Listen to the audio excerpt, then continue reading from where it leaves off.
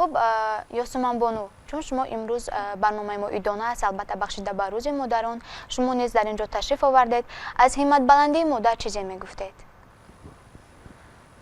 صد جان و دل فدای یک مدعای مادر، فتح و کشایش آرد دست دعای مادر. سلام و درود به شمایان عزیز، مهمانان و بینندگان تلویزیونی موسیقی شهنواز. من از فرصت مناسب استفاده نموده کل مادران عزیز را با فرارسی روزی مادر تبریک و تهنیت میگویم و اینچنین گفتنیم که مادرم در روز عیدت من چرا سوغا کنم، مهر پنهان دلم را من چسان افشا کنم، گرمتای تحفه بنمایم گردد بنشان، دسته گل هدیه سازم تیز میگردد خزان.